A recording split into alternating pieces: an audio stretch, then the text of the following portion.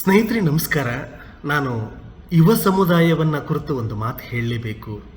ದಯವಿಟ್ಟು ಯಾರ್ಯಾರು ಇವತ್ತು ಪದವಿಗಳನ್ನು ಪಡ್ಕೊಳ್ತಾ ಇದ್ದೀರಿ, ಅದು ಯಾವುದೇ ಪದವಿ ಆಗಿರಲಿ, ಅಲ್ಲೇ ನಾನು ಕೆಲಸ ತಗೊಳ್ತೀನಿ, ನಾನು ಓದಿರೋದ್ರ ಮೇಲೆ ನಾನು ಕೆಲಸ ತಗೊಳ್ತೀನಿ ಅನ್ನುವ ಭ್ರಮೆ ಕನಸುಗಳನ್ನು ದಯವಿಟ್ಟು ಬಿಟ್ಟುಬಿಡಿ. ನಿಮಗೆ ನಿಮ್ಮದೇ ಆದ ಒಂದು ಸ್ಕಿಲ್ ಇದೆ, ಒಂದು ಕೌಶಲ್ಯ ಇದೆ. ಆ ಕಾರಣಕ್ಕೆ ನೋಡಿ ನಮ್ಮಲ್ಲಿ ಶತಶತಮಾನಗಳಿಂದ ಒಂದು ಮಾತು ಉಳ್ಕೊಂಡು ಬಂದಿದೆ. ಏನಂತ ಅಂತಂದರೆ, ಕೋಟಿ ವಿದ್ಯೆಗಿಂತ ಮೇಟಿ ವಿದ್ಯೆ ಮೇಲು ಅಂತ ಹೇಳಿ. ಮೇಟಿ ಅಂತ ಹೇಳಿದ್ರೆ ನಮ್ಮ ರೈತ ಹಿಡ್ಕೊಳ್ತಕ್ಕಂತಹ ಮೇಳಿಗೆ ಮೇಟಿ ಅಂತ ಕರೀತಾರೆ.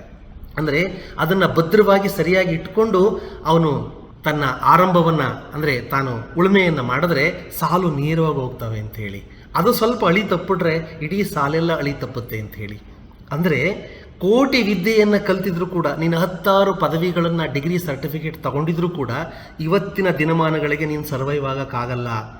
ನಿನ್ನದೇ ಆದ ಒಂದು ಸ್ಕಿಲ್ ಅಂದರೆ ಒಂದು ಸಾಂಪ್ರದಾಯಿಕ ಜ್ಞಾನ ಯಾವುದೇ ಆಗಿರ್ಬೋದು, ಅದನ್ನು ನೀನು ರೂಢಿಸ್ಕೊಂಡ್ರೆ ನೀನು ಎಲ್ಲಾದರೂ ಹೋಗಿ ಬದುಕೊಳ್ತೀಯ ಅಂತ ಹೇಳಿ. ಯಾಕೆ ಅಂತಂದರೆ ಇವತ್ತಿನ ಪರಿಸ್ಥಿತಿ ಹಾಗಿಲ್ಲ.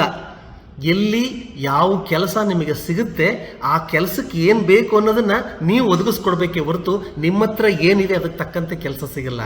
ಈ ಒಂದು ಮನಸ್ಥಿತಿಯಿಂದ ದಯವಿಟ್ಟು ಎಲ್ಲ ಯುವಕರು ಹೊರಗಡೆ ಬನ್ನಿ. ಮುಂದಿನ ದಿನಗಳು ಇನ್ನೂ ಭಯಾನಕವಾಗಿರ್ತವೆ.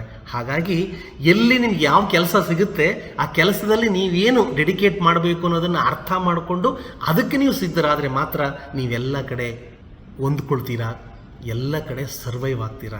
ಇಲ್ಲದಿದ್ದರೆ ಇಲ್ಲಿ ಸಲ್ಲುವವನು ಅಲ್ಲಿಯೂ ಸಲ್ಲುವನಯ್ಯ, ಇಲ್ಲಿ ಸಲ್ಲದವನು ಎಲ್ಲೆಲ್ಲಿಯೂ ಸಲ್ಲನಯ್ಯ ಅಂಥೇಳಿ ನೀವು 10 ಡಿಗ್ರಿ 10 ಪದವಿ ಪಡ್ಕೊಂಡ್ರೂ ಕೂಡ ನಿಮಗೆ ಕೆಲಸ ಸಿಗೋದು ಕಷ್ಟ ಆಗುತ್ತೆ.